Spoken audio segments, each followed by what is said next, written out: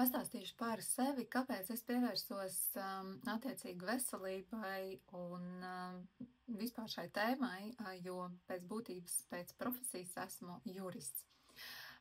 Jā, savā laikā, jau, man liekas, 6 gadi atpakaļ, es sāku domāt, ka kaut kas ir jāsāk darīt veselības labā, tā kā gribējās nomest svaru un vispār sākt domāt, jo, jā, tas bija tāds pirmais startu punkts, slaiduma autobusu, varbūt kāds zina, kas tas ir, un jā, es iestājos slaiduma autobusā, un es tur jau uzzināju ļoti daudz un vērtīgas lietas, un pirmkārt jau to domāšanu, tas mērķis bija, man bija jau drusciņi virs 40, un es sapratu, ka kaut kas ir jādara, kad es negribu slimot, kā to dara visi, saujām dzert tabletes, jā, zāles, un vilkties ar spieķīti, būt vecumdienās kādam uz kakla.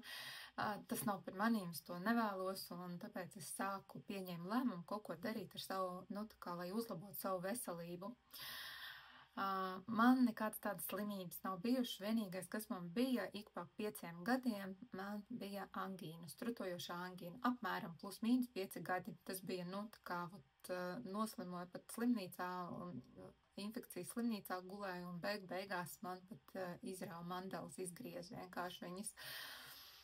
Jā, un pēc tam, kad izgrieza mandeles, pēc apmēram 5-6 gadiem, man atkal es smagi saslimu. Tas jau bija, kad es biju pievērsusies jau veselīgam dzīvesveidam, ēdu sabalansēti, veselīgi, un arī sāku sportot. Un pēc gada, pēc šāda dzīvesveida, es smagi saslimu, un tad man radās jautājums, kas notiek, kāpēc, ko es daru nepareizi.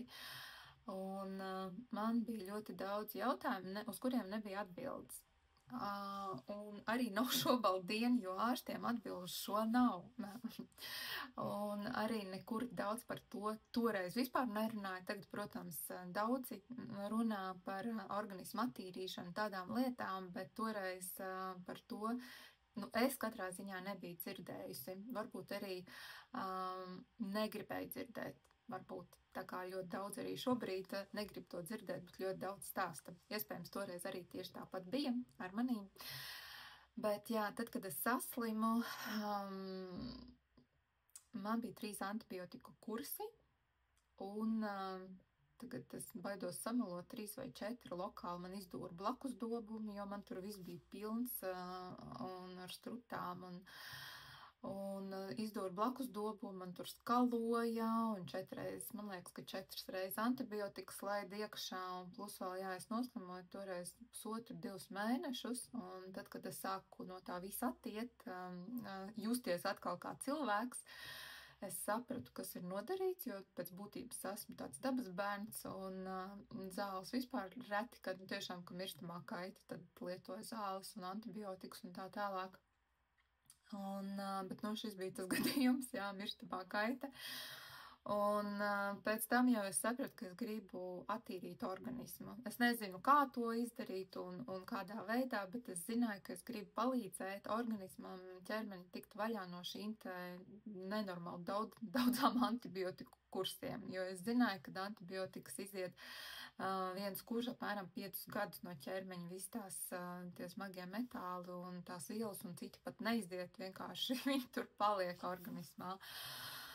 Un tā es vienkārši biju atvērta, man visu laiku stāvēja prātā, kad es gribu attīrīt organismu. Kādā veidā es nezināju, bet tad pie manīm atnāca šī informācija par korāļu klubu, par dabas augiem, ekstraktiem. Protams, sākumā es biju skeptiska, kā jau viss, es vispār esmu ļoti skeptisks cilvēks, manuprāt, vēl joprojām, bet es tomēr man, teiksim tā, man cilvēki, kas to stāstīja, pārliecināja ar savu rezultātu, precīzāk ar bērnu rezultātu, stāstīja, sāku vērot šos cilvēkus, kas ir korāļu klubā, kas jau par to stāsta sociālos tīklos, es viņus sāku vērot. Un es esmu cilvēks, kurš pēc sajūtām, skatoties cilvēku, es tā kā varētu teikt, viņus skenēju pēc savām sajūtām. Vai man tas cilvēks rezonē, vai es jūtu, ka viņš tur makarons karina uz ausīm, vai tomēr es viņam ticu, uzticos. Un skatoties uz šiem te korāļu cilvēkiem, es sapratu, ka tie ir mani dvēseles radinieki, ka šie cilvēki nevar melot, ka tur kaut kas ir, kad man ļoti, ļoti rezonē šie cilvēki, un tāpēc es nolēmu pamēģināt.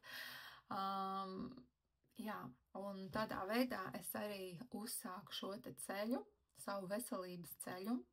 Man nebija nekādi tādi diagnozes vai kaut kas tāds, kas, kā citiem ir, kuriem jau pēdējais salmiņš, visi ārsti pateikšu, ka ir ar to jāsadzīvo, tur es nezinu, tas ir tā kā korāļu kluba pēdējā cerība no sērijas, ļoti daudz atnāk, man tā nebija. Es vienkārši gribēju profilaktiski attīrīt organismu un profilaktiski tā kā uzlabot savu veselību, lai turpmāk tādas saslimšanas nenotiktu.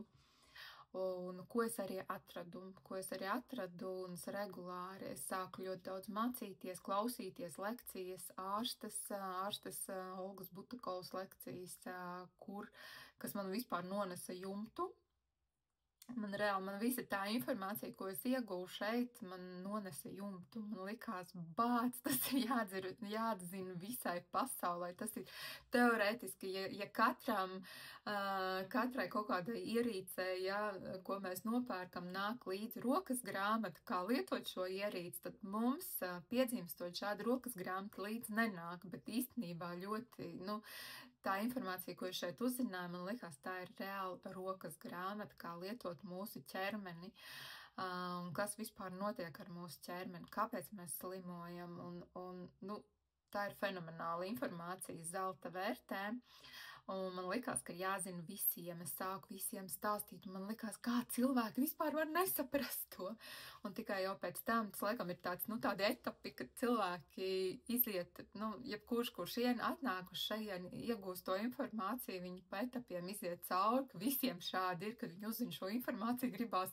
tev to vajag.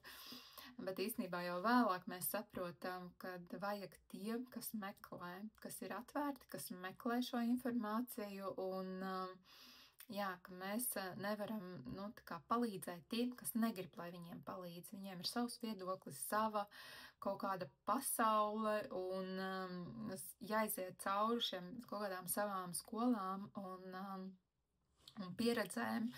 Un ne visi mūs sadzird, un tas ir normāli. Mums nav jāpalīdz visiem, nav jāzina šī informācija visiem, bet tikai tiem, kas vēlās to zināt, kas ir gatavi, kaut vai pēdējais salmiņš, bet tas mans, es atnācu, man nav tāda rezultāta, ar ko padalīties, bet es zinu, kad attīrot organismu, mūsu ķermenis attīrās un šūnu līmenī. Tas ir viss notiek šūnu līmenī. Arī slimības rodās šūnu līmenī. Līdz ar to cilvēki bieži vien domā, viņi tagad izies vienu kursiņu, padzers, un tad viņi būs pilnīgi veseli un viss dzīve būs skaista. Nebūs tā. Ir jāsaprot, ir bijis mūsu dzīvesveids līdz šim. Slimības, kas nav radušās vienā dienā, bet šūnu līmenī tas ir 5 gadu garumā, kad mēs pamanam kaut kādas pirmās pazīmes varbūt, vai jau kaut kas ar mums notiek nelabs, un attiecīgi pēc tam arī uzsākot šo organismu attīrīšanu, mums ir jādod ķermenim laiks, lai šūnu līmenī tas sāktu sakārtoties. Un tā es nonācu līdz šai vispār tēmai, kas mani aizrāva. Man pašai ir tāds mērķis, protams, mēs visi novecosim, mēs visi nomirsim, citi saka, tāpat nomirst tā vai tā, un turpina ēst savus bulkas, savas saldumus, kūciņas, bulciņas, baltos miltus, cukuru, un savu neveselīgo dzīvesveidu vest, mazkustīgo un tā tālāk un tā joprojām. Mēs nomirsim visi, bet kādā kvalitātē? Un tas ir mans mērķis jau no paša sākuma, ko es vēl neesot korāļos uzstādīju, ka es gribu novecot skaisti, aktīvi, es gribu būt aktīva, lai es varu kustēties, lai man nevajadzētu palikt uz gultas un būt nekustīgai un aprūpējamam, nu, un slimot, un dzert saujām tabletes. Ja es labāk dzeru saujām uzturbagātinātājus šobrīd, ja, attīrot organismu, pabarojot, iedodot šūnām visu nepieciešamo, atbrīvojot ķermeni no parazītiem, nekā pēc tam vecumdienās gulēt uz gultas un dzert saujām šos te medikamentus, kaut vai valsts apmaksātus, jā, varbūt tās, bet vienalga medicīna ir ļoti dārga. Tas ir pirmkārt, otrkārt, rijot šos te medikamentus, mēs vispār nogalinam iekšā ķermenī visu nieres, aknas, nosēdinam visu. Tā kā tas nav risinājums. Risinājums ir pavisam citur. Un risinājums ir komplekss. Ja? To arī, ko es sapratu, viens ir mūsu fiziskais ķermenis, otrs ir mūsu garīgais ķermenis, kas arī ir dziļi saistīts. Tas viss ir tik ļoti saistīts. Par to, ko mēs domājam, kā mēs vispār reaģējam uz lietām, kā mēs uztveram lietas. Tas ir, īstenībā, tas ir ļoti, ļoti interesanti. Es esmu aizrausies reāli ar to, tāpēc man veselība, gan savējā, gan citu cilvēku veselība ir ļoti, ļoti svarīga, teiksim tā. Protams, pirmkārt jau savu un savu bērnu veselības ļoti par to, tā kā esmu iekšā visā tajā un, protams, palīdzēt citiem cilvēkiem. Tie, kas grib, lai viņiem palīdz, tie, kas grib sev palīdzēt un meklē šo te palīdzību, tad šis te noteikti, pilnīgi noteikti ir risinājums, šī te koncepcija veselības un jā, tāda kompleksa pieeja.